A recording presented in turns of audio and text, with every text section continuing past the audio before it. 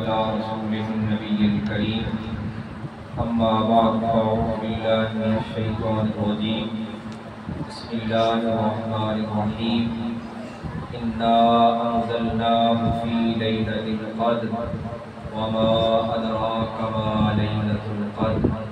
ليلة القدر خير من ألف شهر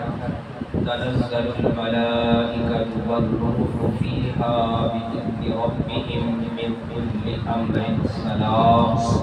هي حتى مطلع الفجر صدق الله العظيم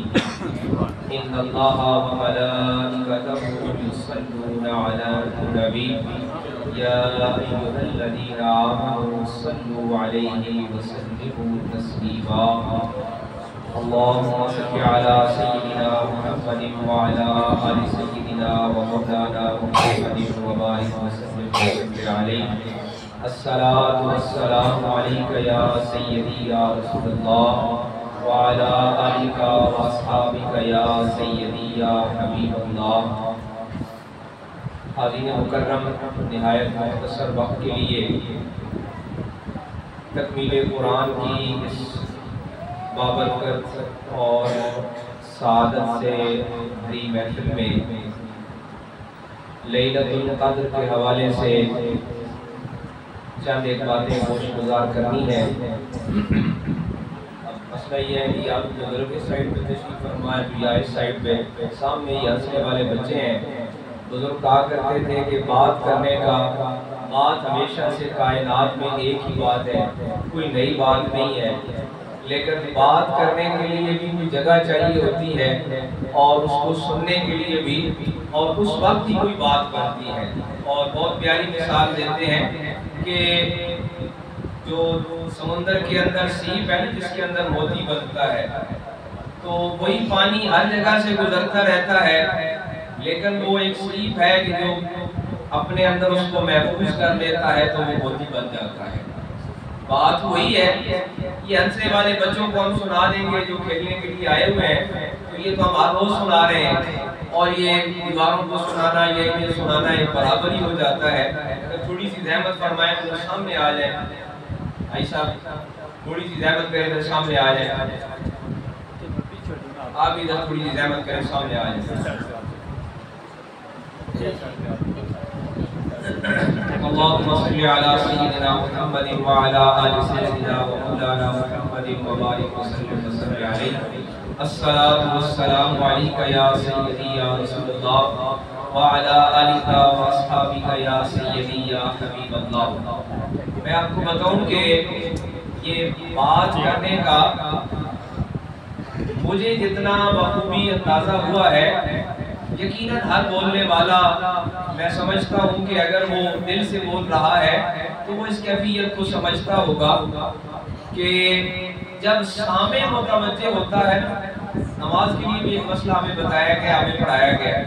کہ جب بے وضو نمازی آتا ہے نا صف میں، تو امام ضرور نماز میں بھول جاتا ہے۔ بے وضو نمازی جب صف میں آتا ہے تو امام ضرور نماز میں بھول جاتا ہے۔ یعنی یہ بات اس کو سمجھانے کے لیے ہے کہ جب سامع جتنا متوجہ ہوتا ہے، بات اتنی ہی وزن والی ہوتی ہے اور اتنی ہی دل میں اترنے والی ہوتی ہے۔ بات تو وہی بات ہے، ہمیشہ سے ہو رہی ہے، ہر جگہ ہو رہی ہے، لیکن یہ سامع کا مزاج ہے، یہ سننے والے کا مزاج ہے، اور اس کی سماعت کی کیفیت ہے کہ وہ بات کو کس انداز سے سنتا ہے۔ تو حاضرین مکرم، لیلۃ القدر کے حوالے سے دو پہلوؤں سے بات آپ کی گوش گزار کرنی ہے کہ لیلۃ القدر کیا ہے۔ لیلۃ القدر جیسے سورہ قدر کی تلاوت میں نے کی، کلام مجید میں اللہ کریم نے ارشاد فرمایا انا انزلناہ فی لیلۃ القدر، کہ بے شک ہم نے اس کو لیلۃ القدر میں نازل کیا۔ مفسرین کرام نے جو عام اس کا معنی کیا وہ ہے اللہ کے کلام قرآن مجید کا نزول جس رات میں ہوا اس کو لیلۃ القدر قرار دیا گیا، اس کو لیلۃ القدر قرار دیا گیا۔ مفسرین کرام فرماتے ہیں کہ یہ لیلۃ القدر ہی کیوں قرار دی گئی ہے، اس پر حضرت عبداللہ بن عباس جو صحابہ کرام میں رئیس المفسرین کہلاتے ہیں، امام تفسیر کبیر اپنی تفسیر میں حضرت عبداللہ بن عباس کی ایک روایت کو لائے. آپ فرماتے ہیں کہ میں نے آقا کریم صلی اللہ علیہ وآلہ وسلم سے پوچھا کہ یہ جو آپ نے ہمیں بتایا کہ رمضان کے آخری عشرے میں ایک رات لیلۃ القدر ہے، اس کے لیلۃ القدر ہونے کی وجہ تسمیہ کیا ہے، کہ کس وجہ سے اس کو یہ نام دیا گیا؟ آپ نے فرمایا کہ رب اس کائنات ارضی پر، اس زمین پر، حضرت عبداللہ بن عباس فرماتے ہیں کہ آقا کریم صلی اللہ علیہ وآلہ وسلم نے مجھے بتایا کہ رب اس رات میں زمین پر اس قدر ملائکہ اتارتا ہے جس کے سبب کائنات ارضی کی وسعتیں، اس کا جتنا وسیع پن ہے یہ تنگ ہو جاتا ہے. قدر عربی میں ایک معنی ہوتا ہے کسی جگہ کا کم پڑ جانا، لہٰذا اس کو نام لیلۃ القدر دے دیا گیا کہ ملائکہ اتنی تعداد میں اترتے ہیں کہ اس کائنات ارضی کی وسعتیں تنگ پڑ جاتی ہیں، لہٰذا اتنی تعداد میں ملائکہ کے نزول کے سبب اس کو لیلۃ القدر قرار دیا گیا. مفسرین کرام بتاتے ہیں کہ آقا کریم صلی اللہ علیہ وآلہ وسلم نے فرمایا کہ رب نے اپنے نور کی جو حقیقت ہے، نورانیت کی، اس کے اظہار کے لیے رمضان کے آخری عشرے میں تاک راتوں میں تلاش کرنے کا حکم دیا ہے کہ تم رب کی معرفت، اس کی نورانیت، اس کے عشق اور اس کی محبت کی معرفت کو پانے کے لیے رمضان کے آخری عشرے کی تاک راتوں میں تلاش کرو. اب اس پر تفصیل سے بڑی بات ہو سکتی ہے جو آپ کے مزاج کے قریب ترین بات ہے اور جو ضرورت کے مطابق ہے. میں بس وہ ایک بات کہہ کر آگے گزر جاؤں گا. صحابہ کرام نے عرض کیا یا رسول اللہ، قربان جائیے ان صحابہ کا عقیدہ بھی کیسا بے مثال عقیدہ ہے کہ ہمارے لیے وہ کیسا سوال لاتے ہیں ہمارے سمجھنے کے لیے. صحابہ کرام نے عرض کیا یا رسول اللہ، اللہ نے آپ کو تو بتا دیا ہوگا کہ یہ لیلۃ القدر کون سی رات ہے، یہ لیلۃ القدر کون سی رات ہے. آقا کریم فرماتے ہیں کہ یہ بار بار سوال ہوا کہ یہ کون سی رات ہے. صحابہ کرام حضرت بلال رضی اللہ عنہ راوی ہیں، حضرت عبداللہ بن عباس رضی اللہ عنہ راوی ہیں، کئی اور دیگر صحابہ راوی ہیں کہ ایک دن آقا کریم صلی اللہ علیہ وآلہ وسلم نے اعلان فرمایا کہ بلال آج سارے صحابہ کو جمع کرو، آج ہم اعلان کرنے والے ہیں وہی آ گئی ہے کہ لیلۃ القدر کون سی رات ہے. اس کا آدمی اعلان کر دیا جائے، اس کو فائنل کر دیا جائے کہ یہ آخری عشرے میں کون سی رات ہے. صحابہ جمع ہو گئے. بہت توجہ طلب بات ہے جو ہماری ضرورت کے مطابق ہے. آقا کریم اپنے گھر سے مسجد نبوی کے اپنے منبر تک تشریف لا رہے ہیں کہ درمیان میں دو مسلمان آپس میں باہم دست و گریباں ہیں، کسی بات پر جھگڑ رہے ہیں. آقا کریم جیسے ہی مسجد نبوی شریف اپنے منبر پر تشریف فرما ہوئے، آپ نے فرمایا کہ مجھے جو اذن الہی دیا گیا تھا وہ روک لیا گیا ہے. میں نے کہا کہ بات صرف میں نے ضرورت کی کرنی ہے. آقا کریم نے اعلان فرمایا حضرت بلال رضی اللہ عنہ کے ذریعے کہ صحابہ سے کہیں جمع ہو جائیں، ہم لیلۃ القدر کا حتمی اعلان کرنے والے ہیں. دو مسلمان، میں نہیں کہہ رہا ہم ان جیسے نہیں ہو سکتے، وہ ایمان کے اعلیٰ درجے پر تھے جو آقا کریم کی معیت اور ان کے قرب میں رہتے تھے، لیکن دو مسلمانوں کے باہم دست و گریباں ہونے پر آقا کریم جیسے ہی اپنے منبر شریف پر تشریف فرما ہوئے، آپ نے فرمایا کہ مجھ سے وہ اذن الہی روک لیا گیا ہے. صحابہ کرام نے پوچھا یا رسول اللہ ابھی تو اعلان ہوا تھا. آپ نے فرمایا کہ دو مومنوں کے آپس میں باہم دست و گریباں ہونے کی وجہ سے اس نعمت کو واضح کرنے، عیاں کرنے سے روک دیا گیا ہے. عزیز مکرم میں ایک توجہ دلانا چاہتا ہوں، لیلۃ القدر کی جو عظمتیں ہیں، لیلۃ القدر کی جو برکات ہیں، لیلۃ القدر کی جو سعادتیں ہیں اور اس کی جو فیوز و برکات ہیں، ان کا کیا ہی اندازہ لگایا جا سکتا ہے۔ توجہ کیجئے کہ اس کا حتمی اعلان صرف اس بات سے روک دیا گیا کہ دو مومن آپس میں باہم دست و گریباں ہیں۔ اندازہ لگائیے کہ جب ہزاروں لاکھوں بے شمار مسلمان سگے بھائی روزانہ باہم دست و گریباں ہوں تو رب کی کتنی نعمتیں، کتنی رحمتیں ہم سے دور ہوتی ہوں گی۔ یعنی لیلۃ القدر کا ایک سبق یہ ہے کہ مومن کا باہم دست و گریباں ہونا دو لوگوں کا نقصان نہیں ہے، دو افراد کا نقصان نہیں ہے، بلکہ یہ امت مسلمہ کا رب کی رحمت سے محرومی کا سبب بن رہا ہے۔ لہٰذا لیلۃ القدر کی برکت کو پانے کے لیے، لیلۃ القدر کی سعادت اور اس کی فیوز و برکات کو پانے کے لیے آج کے مومن کو سراپا خیر بننا ہوگا، سراپا بھلائی بننا ہوگا۔ اور حاضرین مکرم، یہ لیلۃ القدر جس کے بارے میں آقا کریم صلی اللہ علیہ وسلم نے فرمایا کہ رب جنت میں منادی کر دیتا ہے کہ سارے محلات کے دروازے کھول دیے جائیں اور آج ہر مانگنے والے کو اس کی جنت میں جو جگہ ہے وہ اسے دے دی جائے۔ اور صحابہ کرام بتاتے ہیں، بے شمار روایات موجود ہیں کہ یہ جو کہا گیا نا خیر من الف شہر، اس کا سبب کیا بنا کہ صحابہ کرام آئے، آکے عرض کیا یا رسول اللہ آپ نے ہمیں بتایا کہ حضرت نوح علیہ السلام کی جو امت تھی ان کی تو سینکڑوں برس کی عمر تھی، اتنے 100 سال عمر، اتنے 100 سال عمر، ہماری عمر کم ہے۔ آقا کریم صلی اللہ علیہ وسلم قربان جائیے آقا کی کریمی پر، ان کی رحمت پر، ان کی مہربانی پر، جن کو قرآن نے کہا حریص علیکم بالمؤمنین، جو مومنوں کے لیے حریص ہے،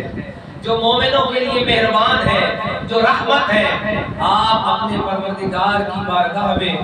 دست سوال دراز کرتے ہیں، الہ العالمین میری امت تو پیچھے رہ جائے گی، عبادت میں پیچھے رہ جائے گی، میری امت تو نیکی میں پیچھے رہ جائے گی، عمریں کم ہے۔ صحابہ کرام بتاتے ہیں کہ پھر آقا کریم نے ہمیں یہ ارشاد سنایا، یہ وحی سنائی کہ وما ادراک ما لیلۃ القدر، لیلۃ القدر خیر من الف شہر۔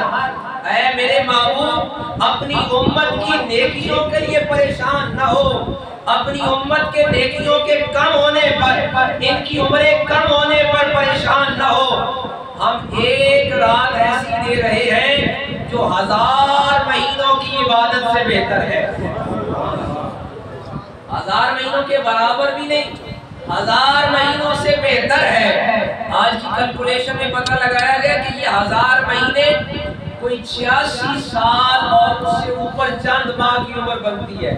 میرا خیال ہے آج کے دور میں ہماری جو اوسط عمر ہے، ایوریج ایج ہے، وہ کوئی 50 سے بھی کم ہو گئی ہے، 86 برس کا کوئی ملتا ہی نہیں ہے۔ اور مہربانی دیکھیے کہ ایک رات کی عبادت، رحمت مصطفیٰ دیکھیے، کریم آقا کی رحمت دیکھیے، مہربانی دیکھیے کہ ایک مرتبہ ہاتھ اٹھایا پروردگار کی بارگاہ میں، رب نے فرمایا خیر من الف شہر، میں آپ کی امت کو ایک رات ایسی دے رہا ہوں جو 1000 مہینوں کی عبادت سے بہتر ہے۔ اور مفسرین کرام نے لکھا کہ 1000 اس میں ایک سجدہ، آج کی رات کا ایک سجدہ 86 برس سے زیادہ کے سجدوں سے بہتر ہے۔ آج کی رات کی ایک تسبیح 1000 مہینوں کی عبادتوں سے بہتر ہے، اور آج کی رات کی ایک استغفار، ایک توبہ 1000 مہینوں کی توبہ سے بہتر ہے۔ حاضرین مکرم دیکھیے مہربانی کیسی ہے، عنایت کیسی ہے، فضل کیسا ہے، احسان کیسا ہے۔ اور اس کی وجہ کیا ہے؟ میں نے کہا کہ میں نے 2 پہلوؤں پہ بات کرنی ہے کہ لیلۃ القدر کیا ہے اور لیلۃ القدر کیوں ہے۔ لیلۃ القدر اپنے اندر گنہگاروں کی بخشش لیے ہوئے ہے۔ لیلۃ القدر اپنے اندر ہمارے جیسے گنہگاروں کے لیے رب کا فضل، احسان، عنایت، مہربانی، بخشش لیے ہوئے ہے کہ کوئی آئے تو صحیح، کوئی دستے ثواب اٹھائے تو صحیح، کوئی جھولی پھیلائے تو صحیح، ہم بخشش بھی دے رہے ہیں، ہم مغفرت بھی دے رہے ہیں، ہم فضل بھی دے رہے ہیں، ہم احسان بھی دے رہے ہیں، ہم عنایات بھی کر رہے ہیں۔ اب بات یہ سمجھنے والی ہے کہ یہ عنایات کیوں ہے، یہ عنایات کس وجہ سے ہے۔ تو حاضرین مکرم، قرآن پڑھنے والے بہت ملیں گے۔ ہم کیوں قرآن پڑھتے ہیں؟ اس لیے کہ ہمیں ہمارے بزرگوں نے بتایا کہ یہ جو ہم سورہ فاتحہ پڑھتے ہیں نا، سورہ فاتحہ کو کہا گیا کہ یہ سابقہ تمام آسمانی کتابوں کا علم لیے ہوئے ہیں۔ سابقہ تمام آسمانی کتابوں کے علوم اس سورہ فاتحہ میں جمع ہے۔ اب صوفیاء کی بات سنیے، اب فقراء کی بات سنیے۔ حضرت شیخ کبیر امام الصوفیاء محی الدین ابن العربی فرماتے ہیں کہ ہم نے صوفیاء سے پوچھا کہ یہ سورہ فاتحہ کی یہ قدر و منزلت کیوں ہے؟ انہوں نے بتایا کہ اس کے اندر یہ جو صراط مستقیم ہے نا، یہ جو صراط مستقیم ہے، سب نے سیدھا رستہ بتایا، لیکن ہم نے یہ سمجھا، ہم نے یہ جانا اور ہم نے یہ پہچانا، نظر والوں نے یہ دیکھا کہ یہ صراط مستقیم ذات مصطفیٰ کریم ہے، یہ ذات مصطفیٰ کریم ہے۔ پھر صوفیاء نے کہا کہ ہم نے اس کے ہر پارے سے دیکھا، ہر صورت سے دیکھا، ہر رکوع میں دیکھا، ہر آیت میں دیکھا، تو ہمیں ہر ایک آیت میں بتایا کہ یہ تو رب کے محبوب کا ذکر اور ان کی داد لیے ہوئے ہیں۔ نعرہ تکبیر، نعرہ رسالت، نعرہ حیدری۔ یہ لیلۃ القدر، میں نے کہا کہ لیلۃ القدر کی یہ وجہ کیا ہے، اس کی قدر و منزلت کی؟ تو حضرت شیخ کبیر فرماتے ہیں کہ رب نے فرمایا ہم نے اس کو نازل کیا، اِنَّا أَنزَلْنَاهُ فِي لَيْلَةِ الْقَدْرِ۔ ایک تو ظاہری معنی جو رات ہم دیکھتے ہیں، ہر روز سورج غروب ہونے پہ ایک رات آتی ہے، اور ایک رات ایک اور ہے جو ظلمت کی رات ہے، جو جہالت کی رات ہے، جو شرک کی رات ہے، اور اس جہالت اور شرک کے اندھیرے سے نکلنے والی فجر، جس کو اس سورت نے کہا حتی مطلع الفجر،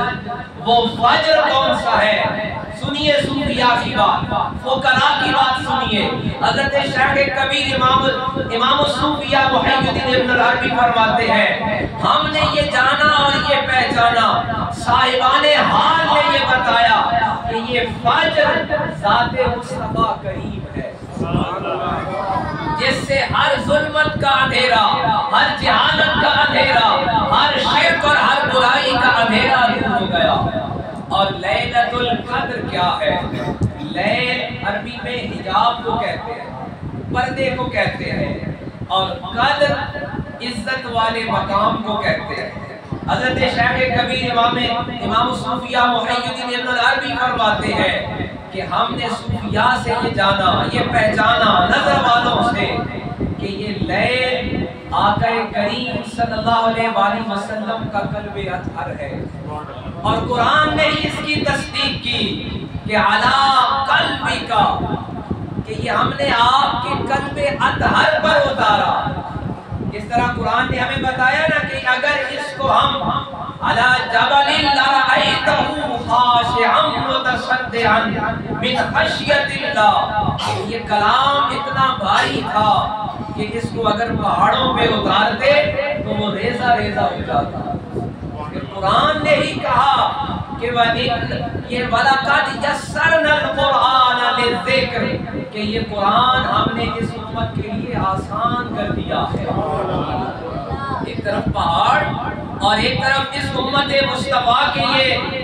بچے، نوجوان، بزرگ، یہ حامل قرآن کیسے بن گئے؟ ہم کون ہوتے ہیں اس قرآن کو اپنی زبانوں پہ لانے فرمانے والے ہماری کیا جسارت ہے کہ ہم اس کو اپنے سینے میں لا سکتے؟ یہ درمیان میں واسطہ کیا پڑا ہے؟ یہ واسطہ ہے لیلۃ القدر کا۔ رب فرماتے ہیں ہم نے اس کو اتارا لیلۃ القدر پر، اور اس کو حضرت عبداللہ بن عباس نے بھی نقل کیا، اور حضرت عبداللہ بن زبیر نے بھی نقل کیا، اور صحابہ کرام نے بھی اس کو بتایا، صوفیاء نے بتایا کہ یہ لیل آقا کریم کے قلب اطہر کا حجاب ہے، اور یہ قدر آپ کا قلب مصطفیٰ ہے، وہ قلب جس قلب پر یہ کلام اترا،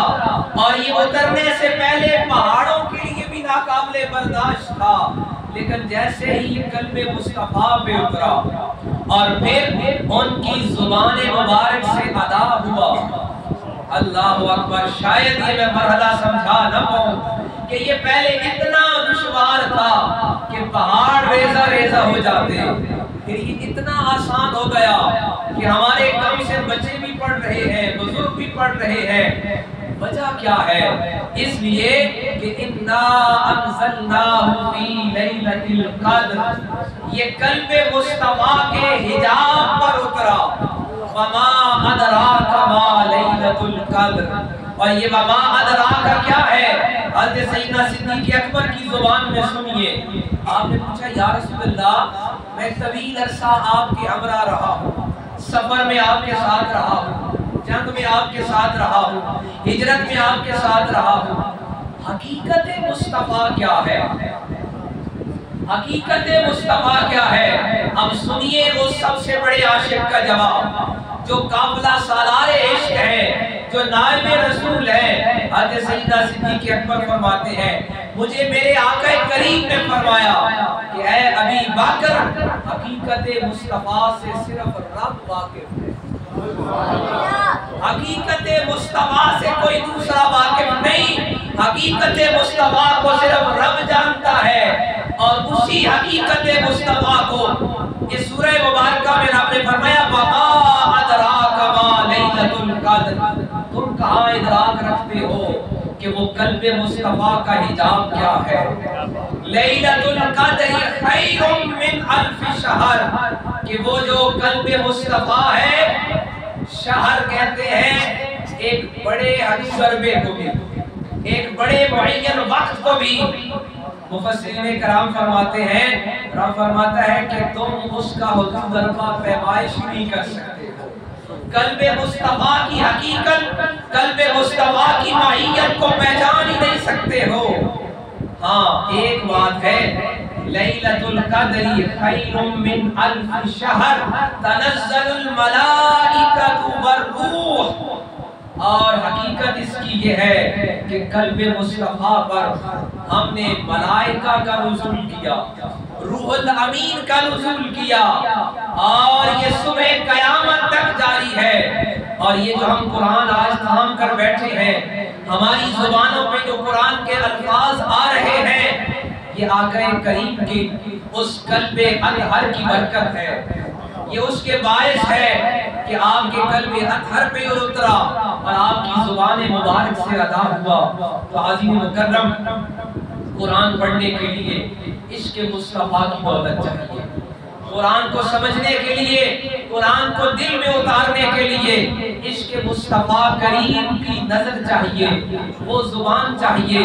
اور وہی قرآن کو سنبھال سکتے ہیں، قرآن کو وہی دلوں میں اتار سکتے ہیں۔ تو لیلۃ القدر کی حقیقت کو پانے کے لیے، لیلۃ القدر کی معرفت کو پانے کے لیے،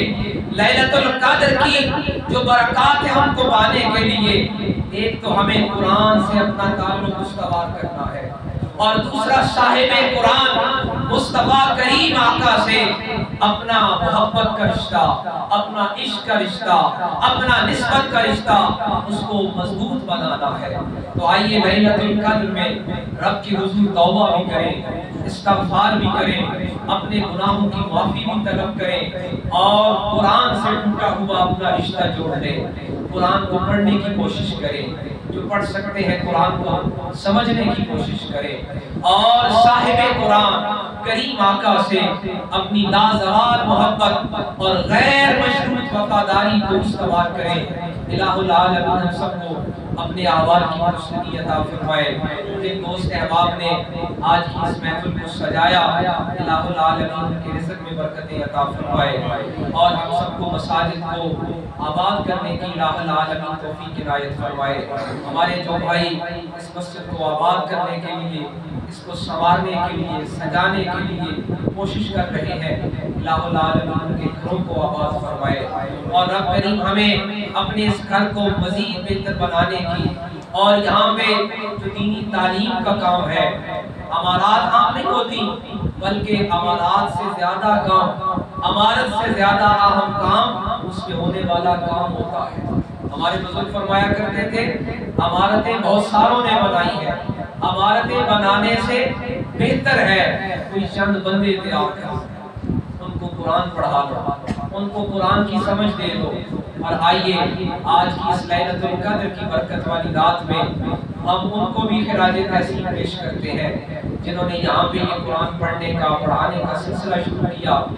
اور ہم سب کو اس راہ پر لگایا. الہ العالمین کی مغفرت و بخشش فرمائے، ان کی قبر کی منازل کو آسان فرمائے اور رب کریم ہمیں اسی طرح اس گھر سے جڑے رہنے اور اس کو مزید بہتر بنانے کی الہ العالمین ہمیں توفیق عطا فرمائے اور اس آج کی ساری محفل پاک کو الہ العالمین اپنی بارگاہ میں قبولیت عطا فرمائے.